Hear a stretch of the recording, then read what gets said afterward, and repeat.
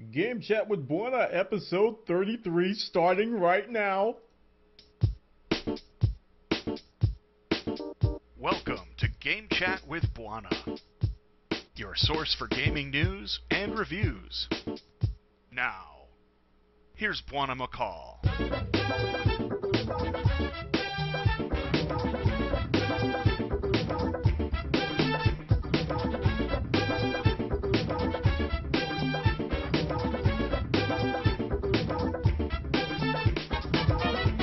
Game Chat with Bwana, episode 33. This is Game Chat. This is Game Chat 1, episode 33, coming at you live right now. We're here early because we didn't like 8 o'clock anymore, so we're going to do it early. And you can't do nothing about it because we did it, and it's already done, and there's nothing you can do about it. So, yeah. It is now 6:30 p.m. Eastern. We're starting the show a little bit early. We're going to appease to some of the European viewers.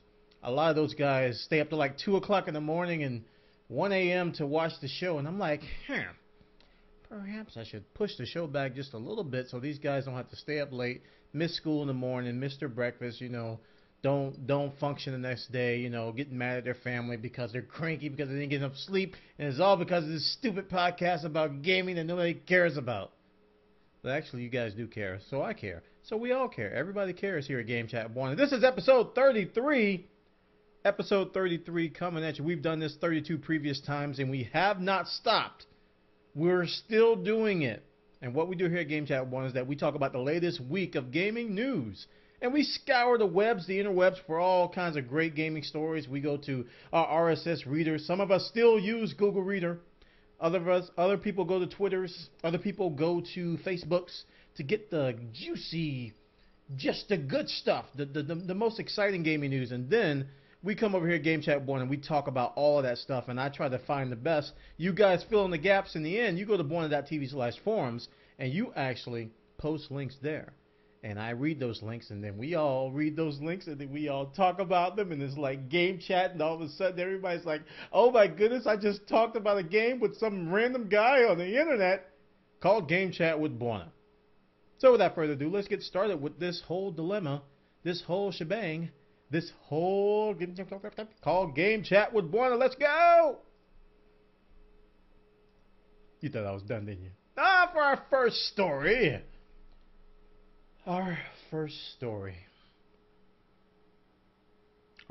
This comes from a game developer, and I thought this was very, very interesting because I had no idea it was actually this bad. We've been hearing a lot of times, this is coming from the World of Goo creator. And we've been hearing a lot about the whole cumbersome process and the headache that goes behind getting games certified on Microsoft Xbox Live Arcade, Xbox Live in general. Valve has went on record to say that the process could be streamlined a little bit more. Other developers have chimed in. So this World of Goo creator, he's went around and he's sampled a whole bunch of top developers. He's got some of the top games that have scored like 75 or higher on Metacritic, and he's talked to them, and basically the response that he got, that the whole process of working with Microsoft and Xbox Live Arcade is excruciating. That's a harsh word to use. Now, you can say something is painful, you can say something is uncomfortable, you can say it can be improved, it's terrible. He said it's excruciating.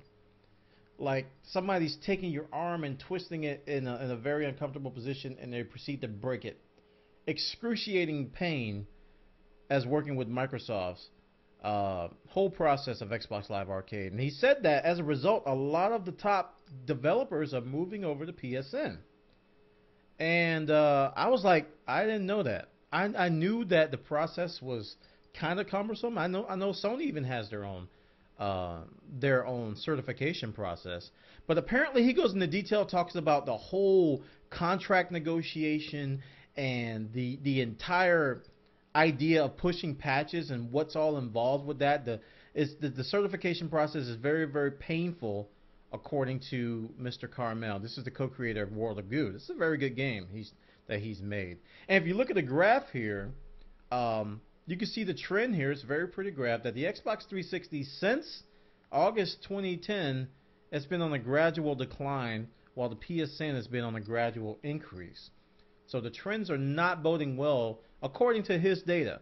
Now, I'm going to take this with a grain of salt. This is probably not hard facts. This is probably not hard numbers, but I think it's a good sampling. He took the top 5 highest rated Xbox Live Arcade titles. 76% of their games have a Metascore of 75 or higher, compared to only 31% of the non-poll developer games. So he's taking the best games and talking to those developers. That's kind of bad. He's talking about the outflux of people leaving Xbox Live Arcade and going to PSN, going to iTunes, and going to PC, to Steam. I think it's something that Microsoft needs to address, because right now the indie gaming scene is the hottest scene right now in PC gaming and PSN and 360. These are where some of the better games are coming from right now. A lot of us are looking towards the indie market to have fun. We're investing heavily in these $5, $10, $15 games, and as a result, the indie developers are very successful. And because they're very simple games, they're not overly complicated. They're good, clean fun. A lot of them are really, really challenging, which a lot of gamers want. So to have an obstacle up like the Xbox Live Arcade certification process is kind of disheartening for Microsoft. I think they really need to address this this generation. They don't need to wait till next generation. They need to do it right now and get it done now and actually review this process. Because if your top developers are saying this, the ones with the highest scores and the most popular games, and they're talking about leaving, that's a very bad thing. So check this story out, guys. I thought this was very, very interesting. This is over on escapismagazine.com. They got the details about the World of Goo creator Ron Carmel basically going on record to say Xbox Live Arcade is crumbling in terms of health. Now we're going to talk about some Gears of War. While we're on the topic of the Xbox 360, apparently the Gears of War 3 game, very, very successful, getting rave reviews. Everybody I talked to who has played it likes it a lot, and some of them even say they love it. Basically said that they got it right this time. They fixed all the issues from Gears of War 2, improved on just about everything. Easily the best Gears in the series, what everybody's saying. But unfortunately, if you decide to play the Horde mode split screen, there's a nasty, nasty glitch which will basically permanently alter one of the profiles playing. You play with 2 different profiles. And once it alters that profile, you can't play any other game mode after that. Ooh. So apparently Epic is aware of this problem. They said they're getting this resolved as a priority for Epic. We're collecting information internally, sourcing as much as possible from the community, and exploring potential fixes. We do not have any recommendations to share with players just yet. Ouch! That's harsh, man. That's a very, very bad bug. So, if you are playing Gears of War 3 on your Xbox 360 and you get the sudden urge to play Horde mode split screen with a friend comes on, hey man, you want to play Gears of War? Yeah, let's play Gears of War split screen. I'm curious to how that works. Okay man, let's play split screen. Alright, you be top, I'll be bottom. No, I'll be top, you'll be bottom. Alright dude, let's do this. Let's go! Huh? Alright, just reboot it. It's fine. It's fine. It's fine. We got this. We got this. Oh, wait. Huh? Okay, won't let us play. Alright, we just go. Let's go play. Let's go play co-op. Let's go play multiplayer. Yeah, let's go. Huh? Mom! Mom! I think the Xbox is broken! Mom! And then all of a sudden, rage ensues. The kid goes nuts. His friend leaves, promises to never talk to him again. And the whole world comes crumbling down. And that kid grows up to be one of the most angriest persons in the world. He blames Gears of War 3 for all of his problems, all of his woes. And he promises never to play another video game again. See what you did there? You just ruined somebody's life. Check it out, guys. This is over on joystick.com. They got the details over there about Gears of War 3 causing all kinds of problems with this Horde split screen mode. You might want to avoid it. Don't do it.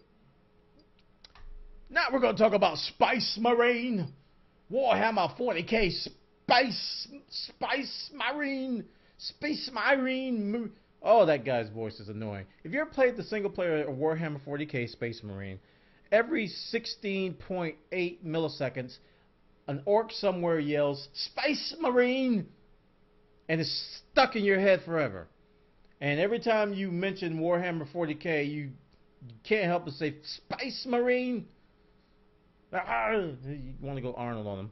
But Warhammer 40k Space Marine Exterminatus DLC is drop on October 25th, which is coming up very, very soon. And that just happens to coincide with another game that's coming out on October 25th. And I think it rhymes with Cattlefield Sea. Yes, it rhymes with Cattlefield Sea. That's the game I'm talking about. It drops on October 25th as well. So I can't say that's the best timing in the world for this DLC to drop. Apparently this is going to be one of those modes where you're going to have waves of enemies like Horde mode and zombie mode, where you and some friends, this is a co-op DLC, will just kill a bunch of orcs and kill a bunch of Chaos Marines. Waves and waves and waves. You know the routine. So the whole Spice Maroons are all going to be just killing folks on October 25th.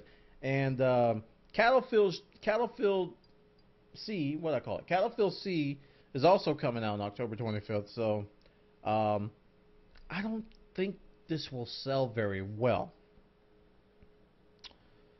So yeah, check it out, guys. If you're interested in the Spice Maroon, it's a good game. I'm gonna give you a quick synopsis of what I thought about it. It's a good game, but I finished it, and right now, this moment right now, I have zero desire to go back and play it multiplayer. I do want to play the single player eventually again on the hardest mode, because that was pretty fun, but I just don't. Right now, I don't want to play it. So that may help some of you make a decision on the longevity of the game. Because once you finish a game, sometimes you get an urge to go back and play it. This one, I just don't. I don't want to go back. I'm not going back. Man, I'm not going back there. You can't make me. Warhammer 40k Spice Maroon Exterminatus DLC drops October 25th. Check it out. They got the details over on joystick.com. Game Chat with Bwana is recorded live before a worldwide audience every Monday night. You can participate by suggesting news stories. Just register an account in our forums at bwana.tv/forums.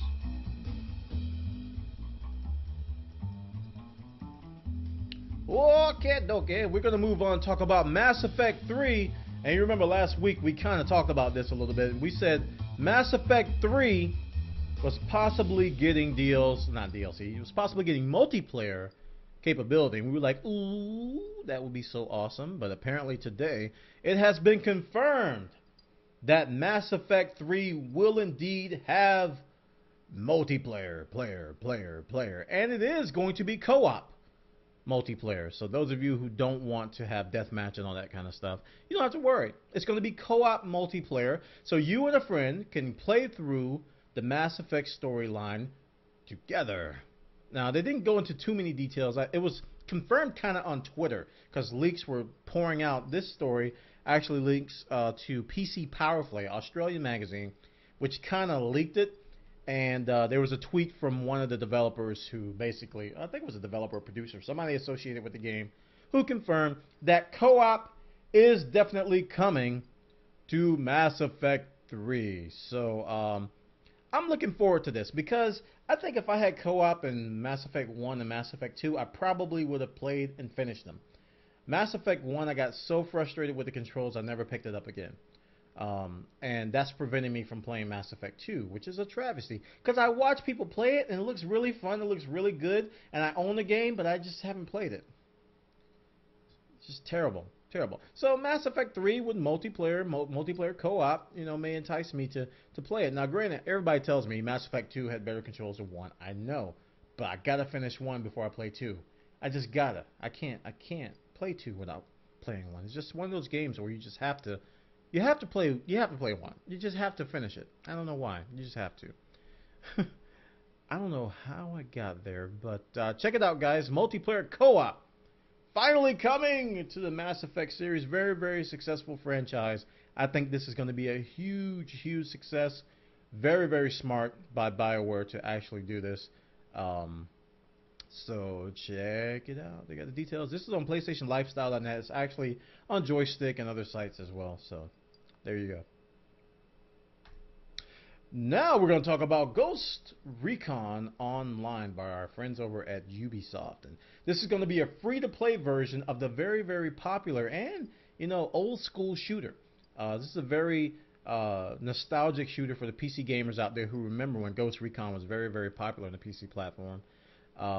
Very, very cool because it's one of those games where you have to have teamwork. Battlefield 3, you have to have teamwork, but you can get by being a lone wolf. Other games out there, you can get by being a lone wolf. Ghost Recon, if you're a lone wolf, you're just gonna die so fast. It's not even. It's incredible. So what they have here is a dev diary of what's coming up with the Ghost Recon Online dev diary. And one of the things I found very interesting with this, because I am looking forward to the title, one of the things I found interesting is that they are going to stress making teamwork easier. They're going to stress making it accessible because they believe that, teamwork is the key to this, to really being successful in this game. But as they state in this video, they don't want it to require a lot of practice, a lot of hours into the game to actually get that cohesiveness with the teamwork. They're trying to build it into the game to where you can communicate easy, certain types of abilities are easier to use. Map control. I'm just thinking off the top of my head some of the things that make teamwork easier. They're trying to build that into the game itself. And this, like I said, this is going to be a free-to-play game. And if you have not ever played Ghost Recon ever, I think this is a perfect way to introduce you to the franchise by playing this free-to-play version that's going to be coming out. I don't think they have a date yet because right now they're in closed beta. I applied and I didn't get accepted, so I'm kind of sad face about that, but I'll be alright. But Ghost Recon Online, free to play. The dev diary talks about some of the things that are coming. I think you should watch this video if you're slightly interested, and I think it will pique your interest. So this is over on joystick.com. Check it out. They got the details over there. Now we're going to move on and talk about Battlefield 3. Now, before I talk about these screenshots that were released, I want to give you quickly what I thought of the beta, which ended today. It was I put a lot of hours into it relative to what I played other games. As you know, there was a lot of bugs and glitches with the game. Since then, EA Dice has gone on record to say, hey, that was old code from months ago. We're going to fix all that stuff. That stuff's not going to be in the game. They promised to fix the squads. The squads are going to be easier to make and edit. A lot of other features. Edit the game settings without having to deploy first. So a lot of the nuances from the beta are going to be fixed. I am excited about the game. And I think this time around in my Battlefield foray, because in my previous Battlefield games, I didn't play a whole lot of air vehicles. I was always a ground vehicle guy. Like I was always driving a tank, or I was doing a transport vehicle, or I was manning a gun in a Jeep somewhere. Or I was infantry. And I was always playing a medic class trying to heal people. I didn't stay in the air too much. I would shoot down as much as I can in the air if I got the right kind of tank. But when I see Battlefield 3, this makes me want to buy a flight stick. This makes me want to force myself to learn how to fly the jets. Force myself to learn to fly the helicopters and not do these 360 flips that I like to do when I get in the helicopters. When I play the beta, when I play Caspian Border, that's what hit me. I'm like, okay, this time I think I'm going to fly a lot more. Even though the infantry is very, very good, a lot of the weapons are unbalanced, but they claim, like the they claim they're going to balance that. It's very fun. I think I'm going to really, really enjoy it. And one thing that kind of scares me, because I just recently upgraded my video card on my PC, one thing that scares me right now about Battlefield 3 is I don't know if my PC is going to be able to perform the way I want it to while I'm streaming it, because these screenshots are showing some of the high resolution textures that were pretty much left out of the beta. So we didn't get to see the high res Battlefield 3 that we've been seeing in a lot of places because the textures were not included. And I look at these screenshots. We're going to go through some of these. And I am quite the jelly of the quality of the lighting, the quality of the atmosphere, especially this one. This screenshot right here really hurt my feelings. I said, you really shouldn't make a game that looks that good without some sort of punishment. You should be sentenced to time in prison for making a game look that good. And that's all I have to say about that. So it just looks really, really, really good. And I can tell these are definitely upgrades from what I saw in the beta. And I put it on Ultra on my machine, and definitely we didn't have these high-res textures. And when I bring up the oh my goodness, when I bring up the subject of high-res textures, I can't help but think about Rage, and it's making me rage inside because they dropped the ball hard on Rage with their high-res textures, and the whole thing just sucked. But these screenshots are very, very impressive. I'm looking forward to Battlefield 3. I'm going to have a lot of fun with it. I can see it now. If you go to YouTube, IGN channel, and I think some other channels have some developer commentaries of some of the newer maps. The newer Conquest map. They featured a new Conquest map and a new Rush map. You can check those out as well. You can see some of the newer maps that are coming. It's not just going to be all Operation Metro and Caspian Border. There's going to be other maps, as well as some of the Battlefield 2 maps, which we're going to be featuring in Battlefield 3. So I'm looking forward to this, guys. I know a lot of people are trashing Battlefield 3, talking about it's so buggy. Oh, my goodness. This Modern Warfare 3 all over again. Oh, it's Modern Warfare 2. They tried to do Modern Warfare. Oh, it's Battlefield Bad Company 2.5. Wah! Wah! And I'm sitting over here going,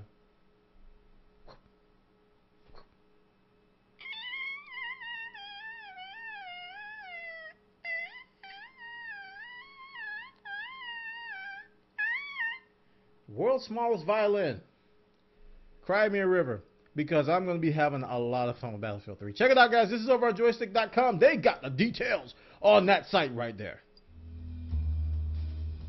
Please support Game Chat with Bwana by turning off your ad blocking software.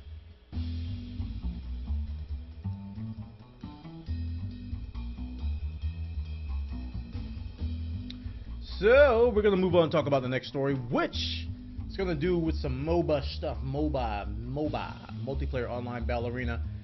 Defense of the Ancients 2. And it's constantly getting updated. There was actually an update today, which kind of basically overshadows this one. But I wanted to update you guys on Dota 2 a little bit. This update interested me from the 7th.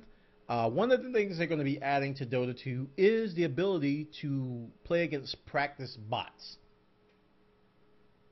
I apologize for that temporary hiccup right there. But we're going to continue with this story. Woo, I had a little bit of a technical problem there. But as I was saying, we were talking about the Dota 2 beta update. And I was talking about how I actually like practice bots. They're going to include practice bots in Dota 2. And oftentimes when you play these MOBA games, you are faced with the choice of buying a new hero. Or you just want to try out a new hero before you actually, invest in some skins or some abilities or whatever they have.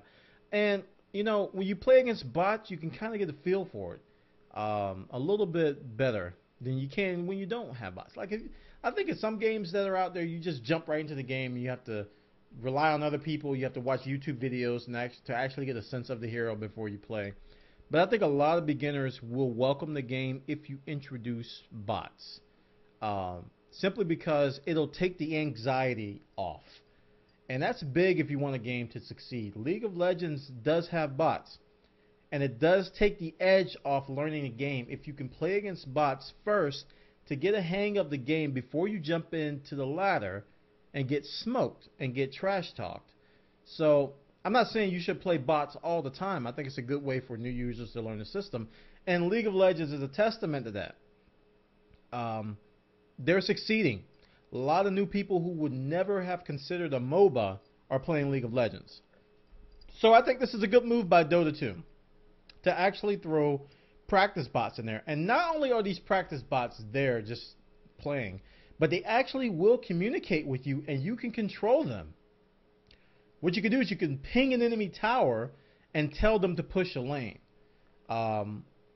And all kinds of cool stuff. And they'll actually communicate in the team chat that they're actually going to move to a different lane, that they're fleeing or losing a fight, high priority targets, call for assistance and things like that. So the bots are actually going to be communicating with you. So they're going to be a little bit of intelligence there. I think that's kind of cool. I mean, it's not going to be the game mode to play, but I think it's a great way to learn Dota, especially people who are going to be coming from League of Legends. They're going to want to have to learn this new system, this whole new idea of how things work, because it's not quite the same. There's a lot more to Dota than what's in League of Legends. So check it out, guys.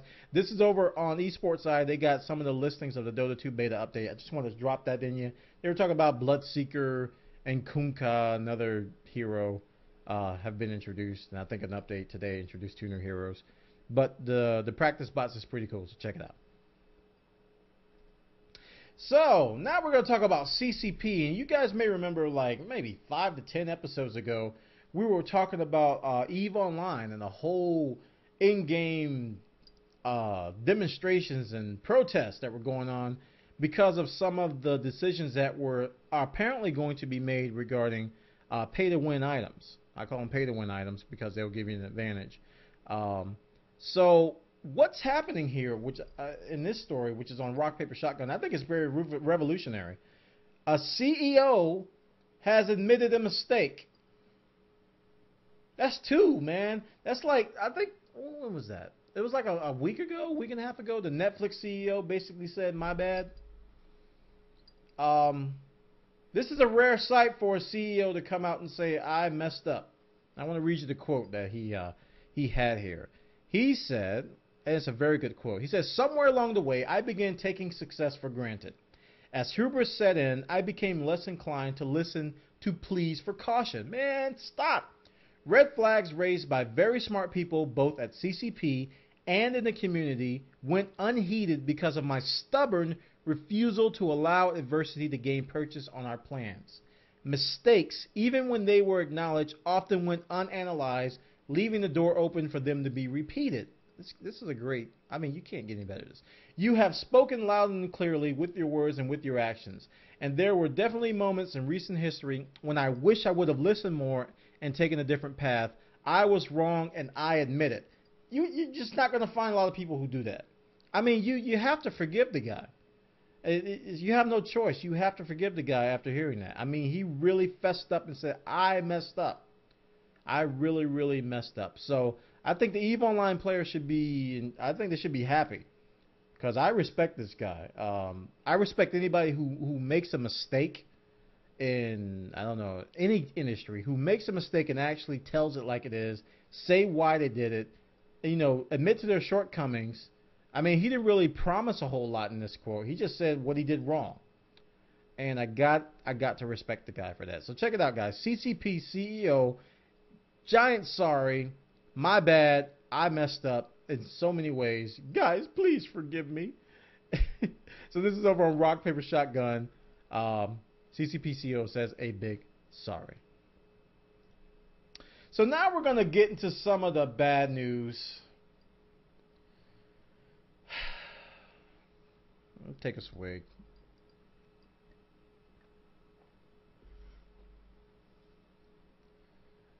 This is some bad news, guys. Stalker 2, which I was, kind of looking forward to. They have gone down the path. They have gone down the path of DRM-ishness. And I'll just read you the quote from, who is this? This is GSC Studio Director Sergey Grigorovich. And he says, software piracy is an issue for us.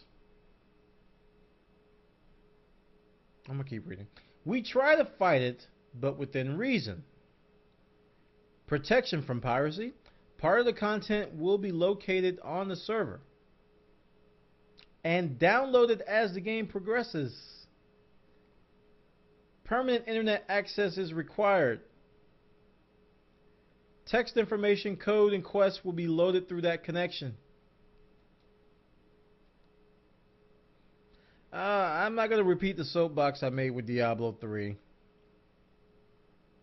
But this, guys, this is not good. You can't get used to this kind of stuff. I mean, you can't just say, well, it's not bad. I do that. No. You're missing out on so much if you do that. This, to me, I mean, a lot of people are stating in the comments they're not going to buy the game because of this, and I understand why. These are not multiplayer games, guys. These are single-player games. And honestly, there should not be... There shouldn't... I mean, in Utopia, there should not be a reason for you to connect to the internet in a single-player game. There just shouldn't be. I mean, that's the whole idea. You are playing a game by yourself. Why do you need the internet?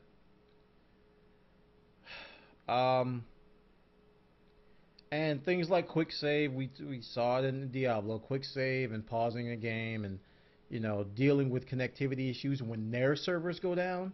Not when your internet goes down. Oh, my internet's up 24/7, 9 days a week. I have 93,000% uptime. I don't have a problem. No. When their servers go down, you can't play a game that you downloaded locally. That's not multiplayer. So, and their internet, their stuff will go down. Don't think it won't. It will go down, and you will be stuck. And the thing that troubles me the most about this is that you're not going to get the whole game. That really troubles. Nobody's done that. I don't know of anybody who's done that other than MMOs. MMOs do it all the time. But you can't, the whole game won't be on your system. You're going to be downloading things as you go along, which screams MMO. So I don't understand. I guess these companies think the only way they can prevent piracy is make their game an MMO, even though it's a single player game. And I think that's that. Oh boy. So I got a link in the chat that says that they responded. So let's see what they say. It's a good time to talk about that. What did they say? The idea of implementing DRM came in as a possibility anti-piracy issue. You know the severe level of commercial piracy we have here in the ex-USSR region. Actually, I don't, because I'm from the U.S. This said, however, there is no firm decision to go for DRM with STALKER 2 as of now.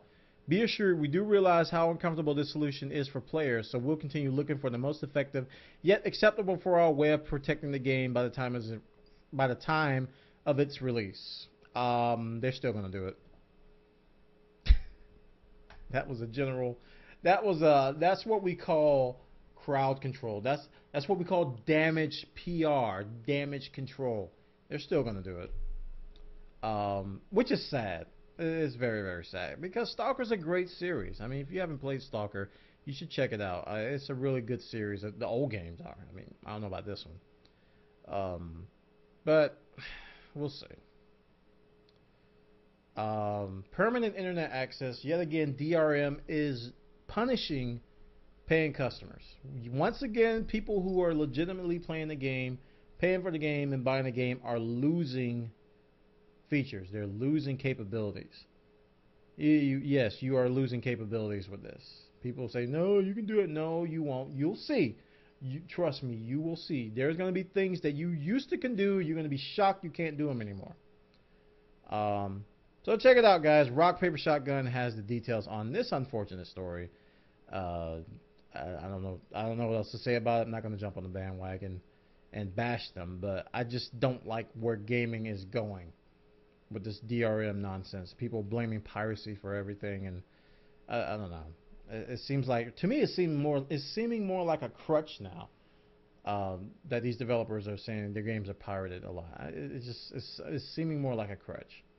But we'll see. Check it out, guys. Okay. Now we're going to talk about Mojang and Bethesda. This is a soap opera in the making, guys. Um, so, Mach, Notch, it's Mojang and Notch together. Chocolate and peanut butter, Mach. Mojang, um, according to Notch's blog post, and this story explains it, he actually suggested to Bethesda that they would withdraw their trademark application for Scrolls, the name, and they were going to change the name to Scrolls : some other name. And Bethesda said, nope, not good enough. Not good enough. Nope. So that kind of confused Notch. And he's like, well, why are you suing us? You know, he was very, very confused. He was like, he doesn't know why. He says, we realized we should apply for the trademark Minecraft to protect our brand. When doing so, we also sent an application for Scrolls. When Bethesda contacted us, we offered both to change the name to Scrolls and give them a trademark. They refused on both counts. Whatever reason they have for suing us is not a fear of us having a trademark on the world. They got world here. I think it's word Scrolls, as we've offered to give that up. So, not just confused. He's like, I don't understand why you guys are even suing us. And, you know, using common sense, I can understand that. But there's this thing called trademark law, which this next article talks about. I'm not trademark. Copyright law. And Bethesda doesn't enjoy being forced into a Mojang lawsuit. And this is the way I understood it. And this is what I've been explaining to people since this story came out. And this article does a good job of explaining it. Bethesda doesn't really have a choice on some things. In terms of challenging the whole idea behind the Scrolls game. If Scrolls would have came out and Bethesda would not have done anything, they could have lost their trademark on the Elder Scrolls, which would be bad. That's just how copyright law works, or the Patent and Trademark Office works. You have to protect your brand. If somebody comes out with something remotely similar, you have to say, you can't use that because I have a trademark on it. You have to demonstrate you're trying to protect your brand. Now, whether you take it to the next step and go to court, you know, there's a fine line there. So this, I think this is a quote from a trademark expert that says, regarding the Elder Scrolls mark, the applicant has merely deleted the term Elder from the registered mark, meaning it's just Scrolls. The mere deletion of wording from a registered mark may not be sufficient to overcome a likelihood of confusion. In other words, the U.S. government believes, because this is a U.S. trademark, the Elder Scrolls, and there's some international law that mixes in there, which is going to make it even more confusing. The U.S. government believes that removing a single word will not make consumers any less likely to conflate Scrolls and the Elder Scrolls. This conundrum gets even more confusing since the lawsuit, blah, blah, blah, blah. And then there's another quote I wanted to read. I thought it was part of that. Oh, here it is. Failing to protect the trademark could be damaging to an owner's rights. This is Angela Bazzuti. Not only could it result in actual consumer confusion, but could also weaken the strength of the mark and the marketplace. Furthermore, it will likely weaken Bethesda mark and make protection difficult and limited. So this whole trademark nonsense is really, really, you know, some of it is forced, and I think that's where Bethesda quoted in this article. He says that this is a business matter based on how trademark law works, and it will continue to be dealt with by lawyers who understand it, not by me or our developers. Nobody here enjoys being forced into this. Hopefully it will be resolved soon. And that's kind of the attitude that Notch is taking. He's like, I don't want to sue Bethesda. He's like, they're my heroes. I love their games. I don't want to sue them. So apparently, this is only business. It is not personal. It is only business. And if it's business, then you must submit to what happens in the courts. So developers and VP, they're just going to stay out of this. I don't know. They're leaving it up to the lawyers. That's what everybody's saying. Let's let the lawyers duke it out. So if somebody has to pay millions of dollars, I guarantee it's not going to be lawyers involved anymore. It's going to be like, well, we want to get involved now. So this is going to drag out, unfortunately, guys. This is not going to end anytime soon. But check it out. Escapist Magazine has both of those articles. A great overview of what's going on with Mojang and Bethesda. I think you guys should check it out. And now we're going to move on to our user-submitted stories. That's all the stories I have. And we're going to go to the second segment of Game Chat with Bwana. Game Chat with Bwana is recorded live before a worldwide audience every Monday night. You can participate by suggesting news stories. Just register an account in our forums at bwana.tv/forums.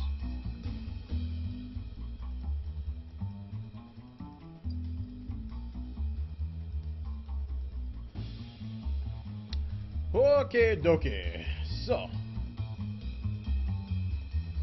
Game Chat 1 episode 33 user submitted links. Go to our forum at bwana.tv/forums. Let me just pimp my forum theme a little bit. I downloaded this Minecraft theme. I'm very proud of it. We are now pimping the Minecraft look on the All Things Bwana forum. Go to bwana.tv/forums. Sign up. Join our community, you derps. Now, let's go to our stories. First one is from TechNiffin. And he's got 6 links here. Let's see how many we got. Ooh, yeah, we're going to have to skip over some stories tonight. Yeah, that's a lot of stuff. Okay. That's easily an hour worth of content. So, John Carmack. Oh, boy, this is going to be a 30-minute segment. PC is not the leading platform for games. Oh, my goodness. So, remember I was talking about Rage and how it's a really bad situation right now. Boy. What's happening with Rage is that the PC launch was very bumpy, and a vast majority of the people, I really believe a vast majority of people, could not even play the game. A lot of people were suffering from the game not even loading. This is a very common theme, right? We're hearing about this for every game launch out there. But this is kind of serious. Some very, very severe texture popping. So that when you turn and look at the texture, it's like your eyes have to focus on the texture. And it's like, okay, I'm low quality, and I'm going to slowly focus to high quality. Very bad texture popping. And screen tearing. So you guys ever heard of VSync, right? Well, if VSync is off, you get screen tearing. It's like your screen is tearing in half. And a vast majority of people were getting this, and they were like, I just can't play the game. It's unplayable. So, ID Games and John Carmack have gone on record to state that the fault of these issues is the drivers. And what they are saying is that here's the insanity of all this. The drivers that they certified the game on in local testing were unreleased drivers. They were kind of custom drivers from ATI and NVIDIA. Mistake number one. It's mistake number one. So when they released the game released, but none of us had those drivers.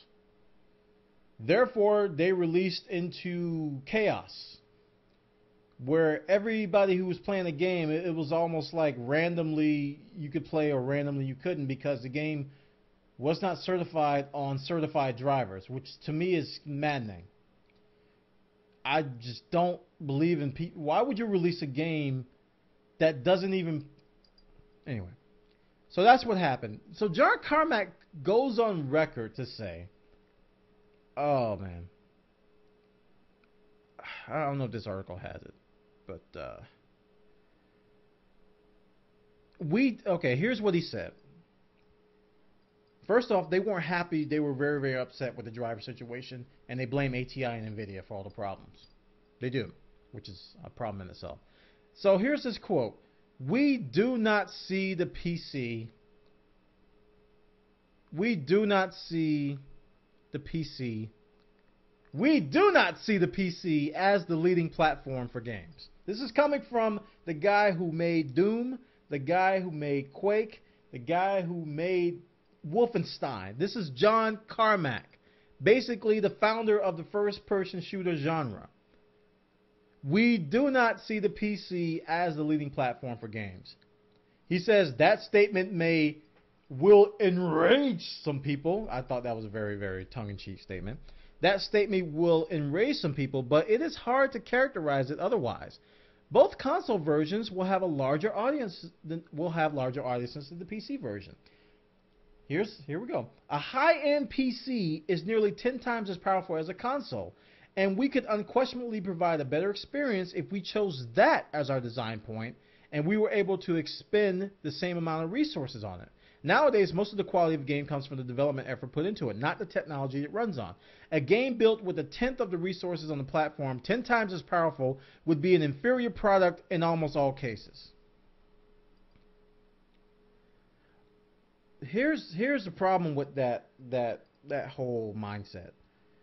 You don't focus on the high-end PC framework. You don't focus on that platform. You derp.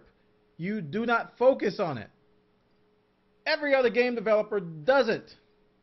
You don't focus on that. Oh my gosh. I don't understand why he would. So that's his reasoning for not making the PC the lead platform, is that you shouldn't focus on a high-end PC. I don't know any PC game developer that does that. I don't. And it's, oh man, let me see. This doesn't have all the quotes that I read, but he posted this thing. And the reason why I have a problem with that is that I have software quality assurance background. I know about testing. I know about certifying platforms. You do not certify a game on unreleased drivers unless you package the drivers with the game. You just don't do that. That is what we term in the industry as stupid. That is pretty much ignoring the fact that you're putting the stability on the game on the hands of a third party. That's kind of stupid. So for him to say that, and wait, on top of the fact that he blames the drivers, not once has he fessed up to saying the game is broken. He blames the drivers, okay, and then he goes on to say, well, this is not the lead platform, so you really can't expect us to, and then he goes down that vein of, you can't expect us to cover, which is the biggest, it's the dumbest thing he could ever say. So my respect meter for John Carmack has been steadily declining. You guys have seen me on the show. I've disagreed with a lot of the things he's said in the past, including some stuff with DirectX and OpenGL.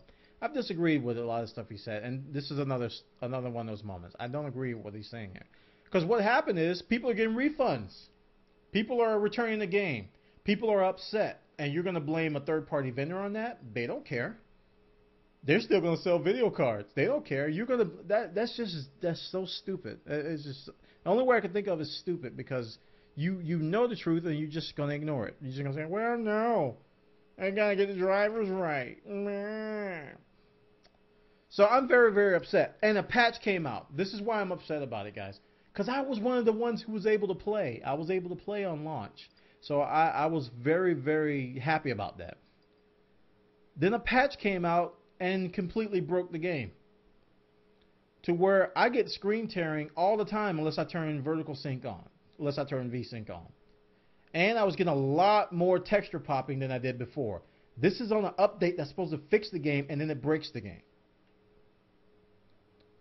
And you're going to do that, and then behind that, you're going to blame somebody else. You release a patch that breaks the game, you blame somebody else, and then you say that's not the lead platform, that's our excuse.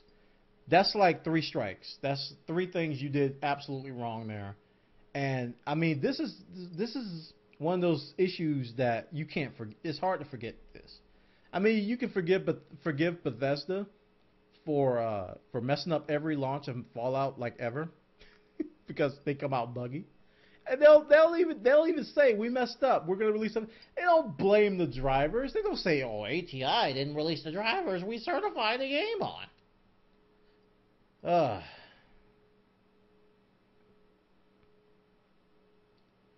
And the terrible thing is that the game is actually fun, but they just don't care about PC gaming. I can safely say that ID Games does not care about PC gaming, based on their founder's own words. Because if you're going to say, you know, we can't develop for the PC because we have to do the high-end PC and it's going to make consoles suffer, and the consoles have the most users, so we can't.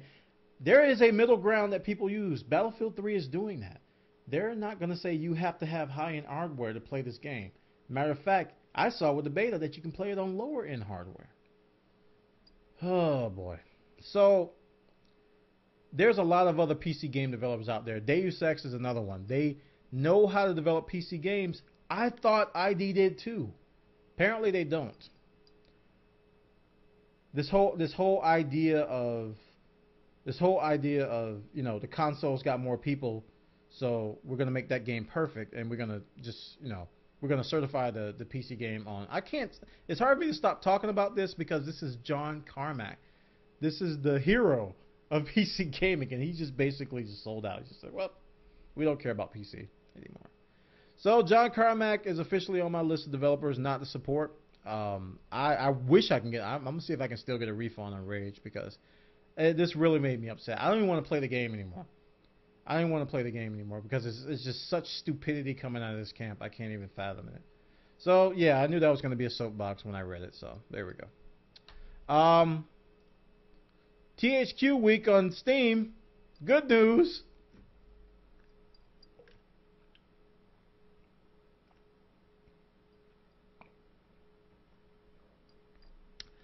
$5 Metro 2033. I really think that this is a good deal, even though I have the game and I haven't played it yet. Jeez, but this is THQ week on Steam, so they're having a THQ hit collection for $50. It's going to include Darksiders, Red Faction Guerrilla, Saints Row 2, Homefront, Red Faction Armageddon, so on and so forth. So yeah, look on Steam this week. There's going to be a lot of good deals. Today's is $5 Metro. I got to go faster because we are going kind of long. Yeah, and I'm on the second article. TF2 running in the browser. A great gentleman has actually built, this might be one guy or a group of guys, they use the WebGL stuff to recreate 2Fort in a web browser. It actually runs pretty good, so check out the video, guys, if you haven't seen it already. TF2 running in a web browser. Probably not the future of TF2. Don't get all upset. It's not going to be a big problem. Excuse me. A Family Guy MMO. No thanks. I'm not even going to click on that. Gran Turismo 5 gets DLC and a price drop. So those of you on the fence about getting Gran Turismo, you can get DLC. I think it's what, 40? Yeah, $40. So you can get that. And they're timing it perfectly because Forza 4 is coming out soon. So I think today or tomorrow. I think it's tomorrow. It now, ooh, this is good. It now officially supports the Logitech G25 and G27 racing wheels. And it has versions of the NASCAR racing cars. So if you guys are heavily into racing, Gran Turismo is a great race sim, but Forza is definitely a great competitor. So that's a good genre, some good competitive stuff. Now we're going to move on to, thanks TechNFM for those links, appreciate it. Tribes Ascend Beta, release date. I did not know this. I knew that it was coming next month. Did they actually get a date? November 4th. Outstanding. I will be in this somehow. There are several ways to get in the beta for the Tribes Ascend beta, free to play. You can apply for a beta key in the Tribes Ascend website, get their free code, get a code on Facebook or Twitter pages, or pre-order the game. I thought it was free to play. Maybe I'm thinking about the other tribes that's going to be free to play. Tribe Worlds, or I forgot what it was called.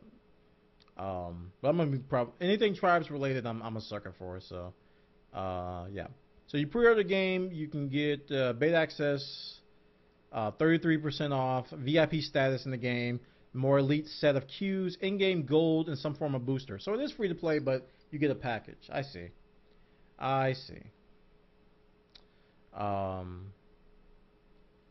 Very, very cool. Thanks for that link, Sir Roms. I actually didn't know that. November 4th. I'm going to be listing. I'm going to be very, very happy to see that when it comes out. All right, Dust 514 is a game changer according to IGN. We talked about this when E3 was out, and I was adamant. I was just all over the place about how this is something that nobody has really done before well.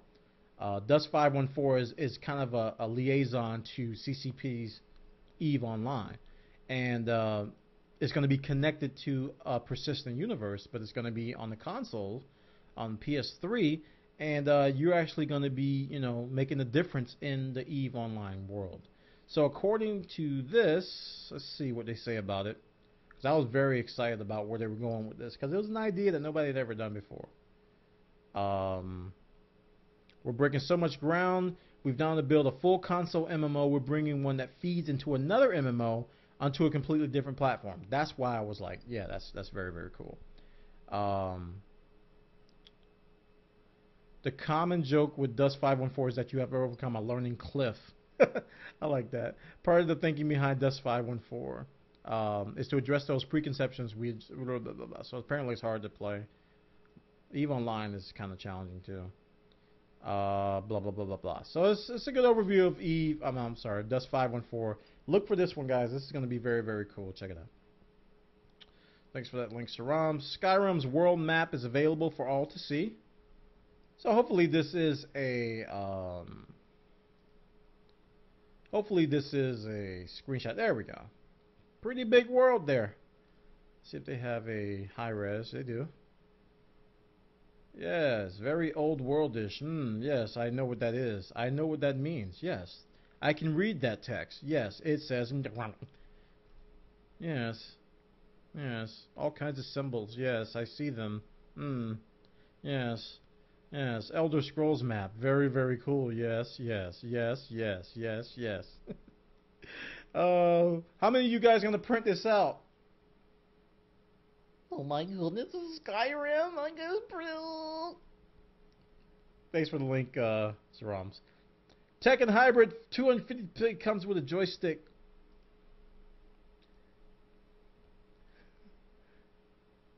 Tekken Hybrid Extreme Edition for the PS3 to feature HD version of PS2 Tag Fighter, Mad Catz Tournament Edition Fight Stick, and more, limited to 1,000 copies. Ooh, those of you into fighters may like this. $250. That looks like a very, very fancy fight stick there. Very, very popular in the fighting genre, and industry, because they make a lot of money off of these fight sticks. Very, very competitive scene. Lots of money being made in these games. Street Fighter, Tekken, and all these other games. Marvel vs. Capcom, and so on. So this is a $250 bundle.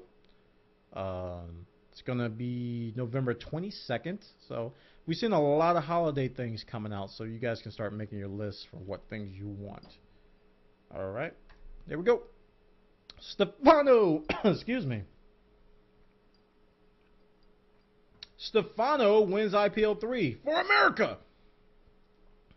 It's an inside joke there. Stefano, this guy, I mean, I was one of the guys, a lot of people had heard of him, but I didn't. He actually won IPL 3, IGN Pro League. Very, very successful tournament that took place over the weekend. Relatively unknown in tournaments, I would say. I think he was a Warcraft 3 guy. Basically stomped his way through IPL, beating a lot of big names, including Kiwi Kaki and some others. And basically was the first foreigner in a long time to take a major tournament where Koreans were involved. So congratulations to Stefano for winning IPL 3. Okay, Robbie's link already posted. Cool, that's less links for me. StarCraft 2, Hard to Swarm from Kados.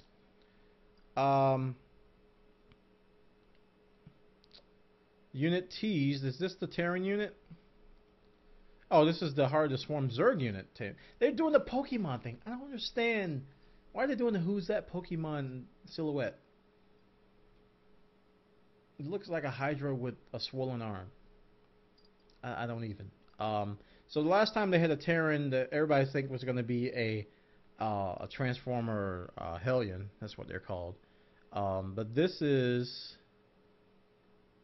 I don't know. It's a weird Ultralist or a Lurker, he says. See the full image. Oh, that's not even the full image. So this is the full image.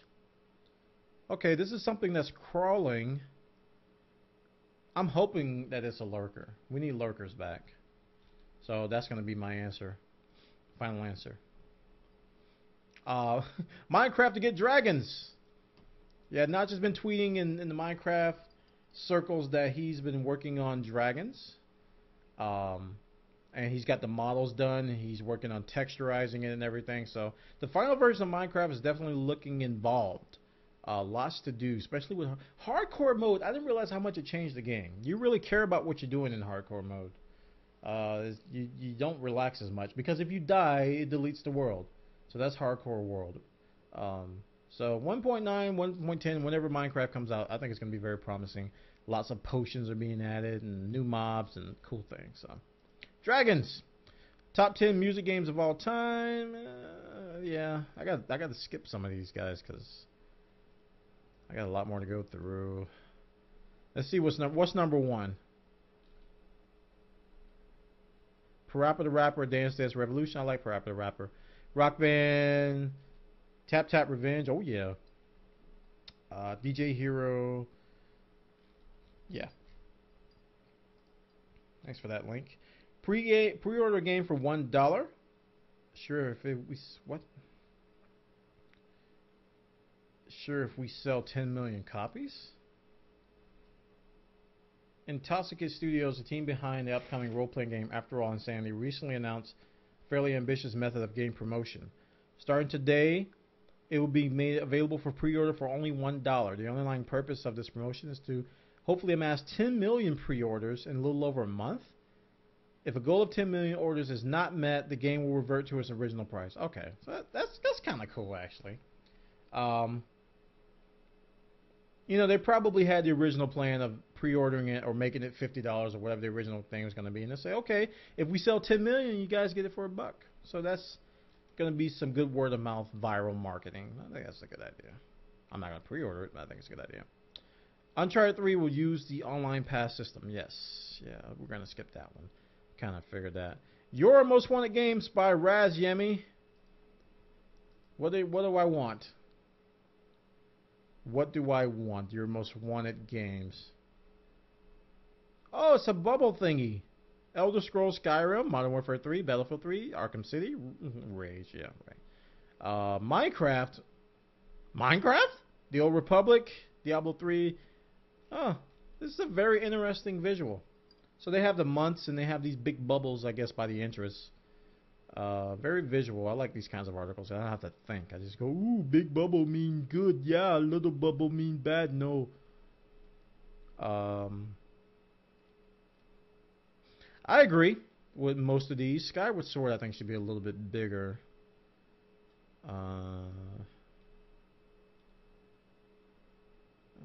Everything else. Forza should be bigger. Yeah, everything else looks very accurate. So, very cool. I like that. Great visual. Okay. GLaDOS gets snarky with iPhone owners veers. Oh, yeah, I've seen this. This is a... somebody took the iPhone Siri, iPhone 4S Siri video, and they put GLaDOS' voiceover on it. Pretty funny. You guys should watch it. Go to the link and check it out. Okay, thanks, Kados. Oh, Razyami, I'm sorry. That was Kados before. Thanks, Razyami. Okay.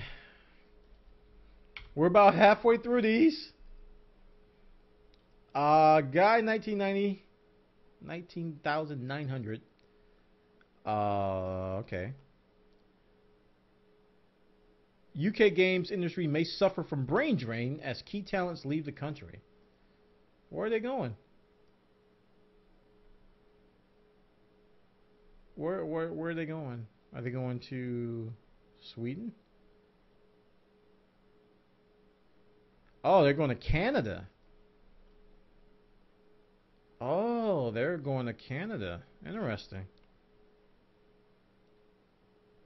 says a study found that some 18% of companies reporting employees leaving UK firms to work abroad. That's a substantial amount.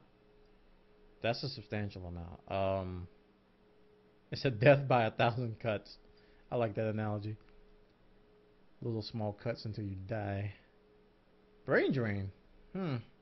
Not good for the UK. They gotta market themselves better so the developers can stay home. Apparently, they're attributing this to Canada's good marketing itself and positioning itself as a good place to go. So that's unfortunate. UK locals should stay home. PayPal freezes yet more indie developer accounts. Oh no! Give us more reasons to hate PayPal. Who is this that got frozen? Minecraft, I remember them. Xenonauts, the XCOM remake. Ooh, I didn't even know about this game. Had its funds frozen for 180 days. Man, people gotta eat. 180 days. Developers go harder to say only 4,300 is locked away from them and that the amount does not threaten completion of the game. That's not to say they don't need the dough. That's a good amount of money to just say, nope, you can't have it. Why? Because I said so. PayPal? I'm sorry. PayPal, can I have my money? No.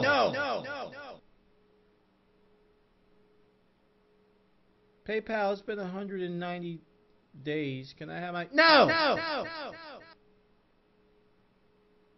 That's kind of harsh, man.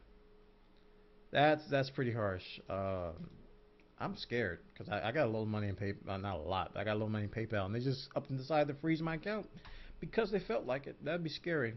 Thanks for the link, guy. LA Noir Studio owes $1 million to employees. Gasp. That badge. And a quarter of that is claimed by the boss? What? Wow.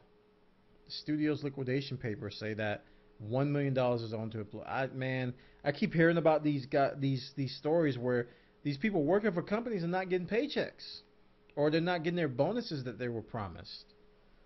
Man, that's hard to do.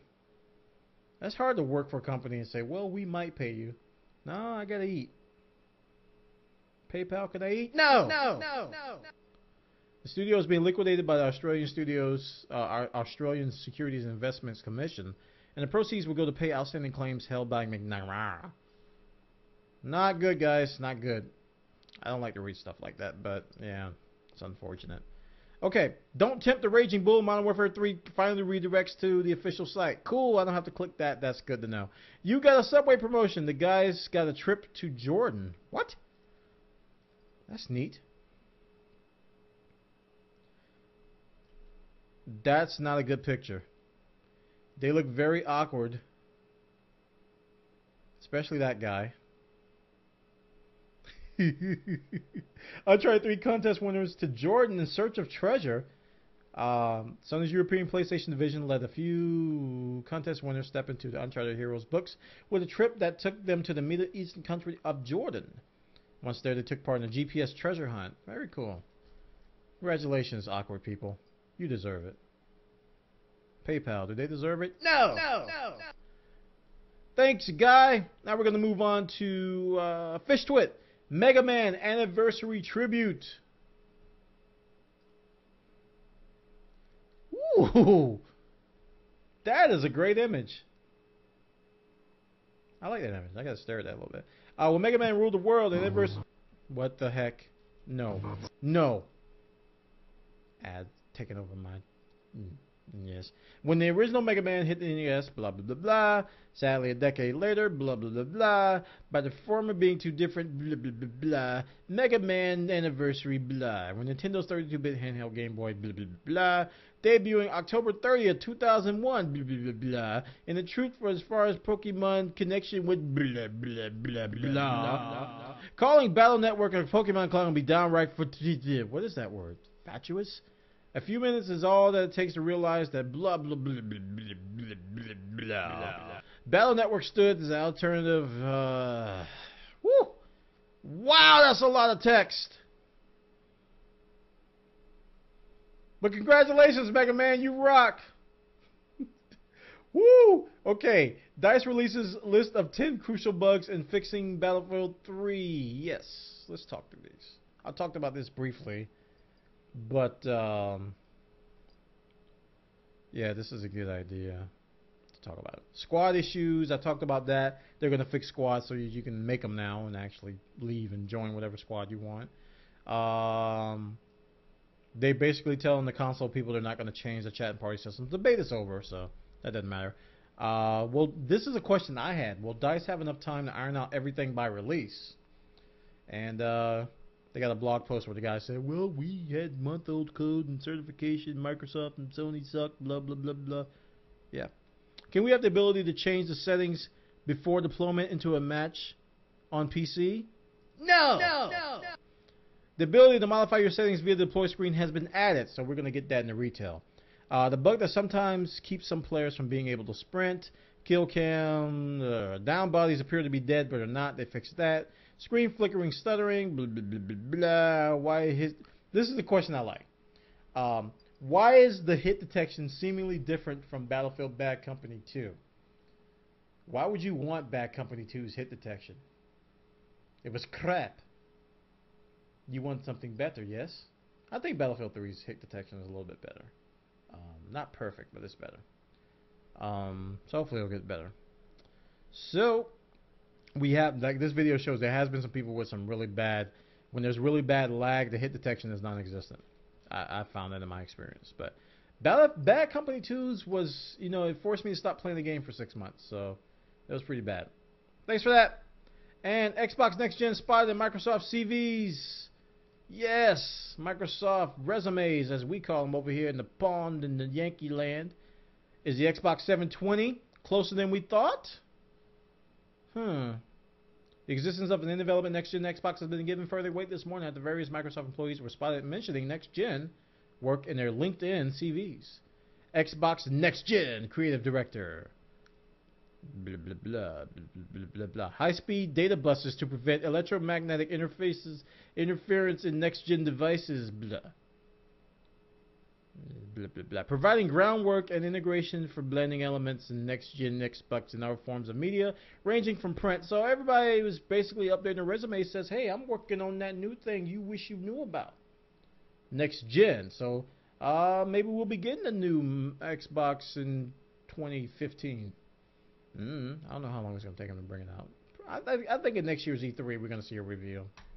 Okay, and I think this... Okay, Emeraldale. Rift is most significant competitor WoW's ever had. Excited to see SWTOR. I agree.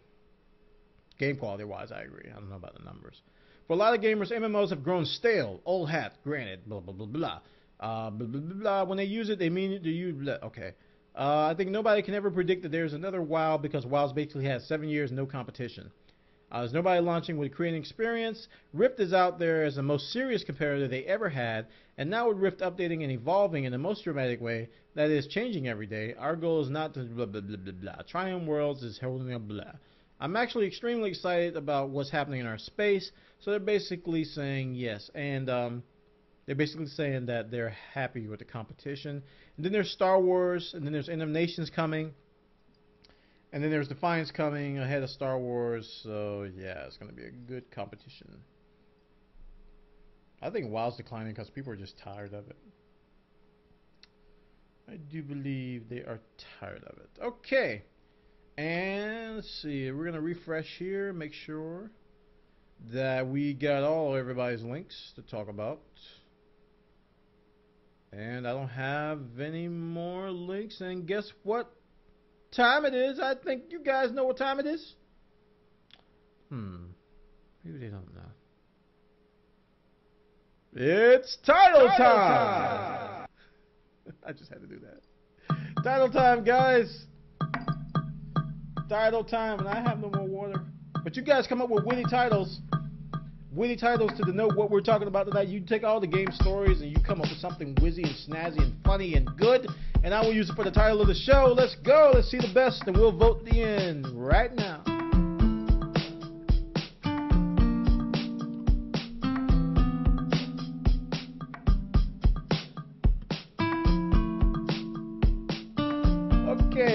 split screen really grinds my gears. 3. Ooh, Saram's coming with the big guns. I don't even have notepad up. Okay, around the world in BF3. Stop. Warhammer time. The gears of war grind to a halt. That's good. Who's blaming who? Mojang up sticks and releases the dragons. Blah blah blah blah. Title blah blah. Scroll down for Bethesda versus Mojang. Bwana loves Europe. I'm tempted to use that. I'm gonna put that in the list because I do love Europe. You guys are awesome. Bethesda says No-jang.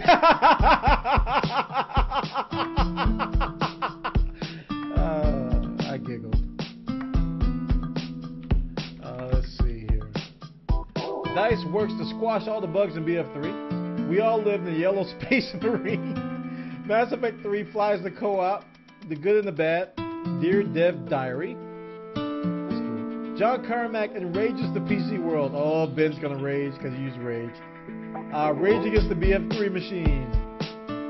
Editors cut here. Technical difficulties with Bwana. Stalker has online and people rage. I like practice bots. I cannot lie. Another CEO.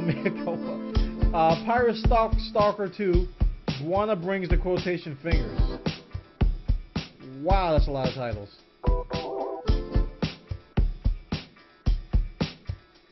Okay.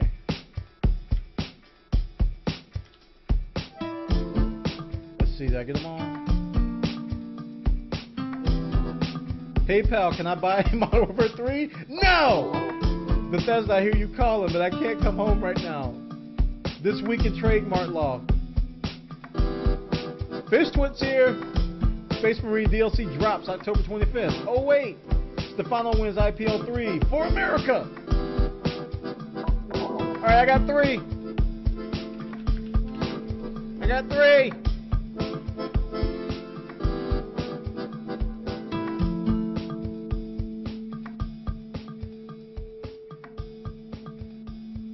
Okay, so this is going to be number 1. This is going to be number 2. And this is going to be number 3. Number 3. Let's go! Let's hit the votes. Let's do it. Poll start.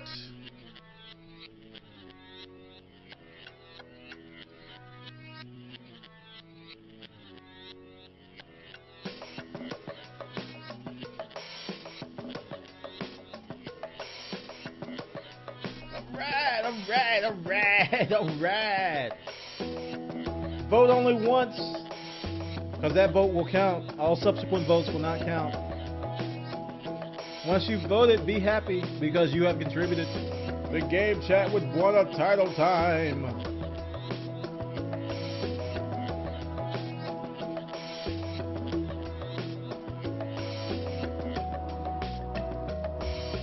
You know what? I should put something else up here. While you guys are voting, that's kind of dumb to have just a page sitting there. Here we go. Let's put this up here. Yes. There we go. Alright. 10 seconds.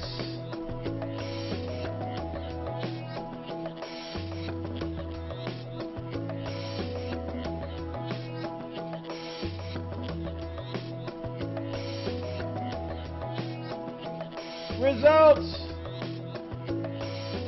Oh, 3 wins by a landslide. Congratulations. Congratulations. Was that Fish Twit's title? I think that was Fish Twit's title. But Bethesda says No-jang. Fish Twit wins another. I think that's about 60. And guess what, Fish Twit? You win absolutely nothing. Absolutely nothing but bragging rights. Bragging rights between now and next week's show. You can tell your friends and family, I won title time with Bwana 79,000 times, and I'll do it again next week because I'm Fish Twit. And then they'll look at you with admiration. They'll hug you and kiss you and give you cupcakes because you won Game Chat with Bwana title time for 1 week. It's a very, very good honor. But you will get nothing physical, nothing digital, just them bragging rights. Because you are special, boy. All right, everyone. Been a fun night. Been a fun night, but I think it's time. Call it a night. Game Chat 1, episode 33. We are wrapping this baby up. Had some technical difficulties. It's going to be a little bit more work for me, unfortunately. But you guys watching this are not even going to notice, hopefully, that we had some problems. But I had a fun, good show. 6 o'clock, because Bwana loves Europe. I understand you guys are staying up at 2 a.m. making your moms mad, making your wives and spouses and husbands mad. Because you were staying up at 2 a.m. watching this random guy on the internet talking about game stories. So pushed it back a little bit. 2 hours. We're actually going to end the time we usually start. So all the people who didn't catch my tweet, follow me on Twitter, guys. Twitter.com/Bwana, because I announce crazy stuff like this. Those of you who didn't catch my tweet, you're probably just showing up now. You can be like, I made it in time for Game Chat, just in time. Wait a minute, he's leaving. What's happening? You know. So, but we're probably gonna do this every week. I like this time frame, unless something calls from work or ministry or whatever else I have to do. You know, we'll push it back forward. I don't know. 8:30 was good, but we're gonna go with 6 o'clock, 6:30 ish. From now on, and that concludes the show. Sign up for our forum, guys. Bwana.tv/forum. Bwana.tv/forum. Sign up. We got a boss. And I like to say that word now. We got a boss Minecraft theme going on. So I think you guys will like it. Sign up for our premium program. You can get a nice snazzy title on our forum. You can choose your title on the forum. You can also get Minecraft VIP access. You get Team Fortress 2 VIP access, which is in the works. And also, you're going to be eligible for a giveaway. Guys, we're going to be giving away a game this particular Friday to all of our premium users. They're going to have a choice of, let me get the list of games. And the premium is $5 a month. Just a way of showing thanks and supporting me. And I'll just say thanks back by doing a monthly giveaway. On top of all the other goodies. They're going to be able to choose between Deus Ex Human Revolution on any platform. Rage on any platform. Probably not going to choose PC. Dead Island, Battlefield 3, Fallout New Vegas, and the DLC. Or they get the option of PayPal $60 in cash if they win. And if you're a premium user, you're automatically entered. So I want to thank those guys who are supporting me by doing a monthly giveaway here at Game Chat 1. Thanks everybody for coming by. We're going to wrap this baby up. See you all next week at 6 o'clock. Not necessarily 8 o'clock. I can't say same time, same station. Episode 33 is over. Goodbye, everybody. See you next time.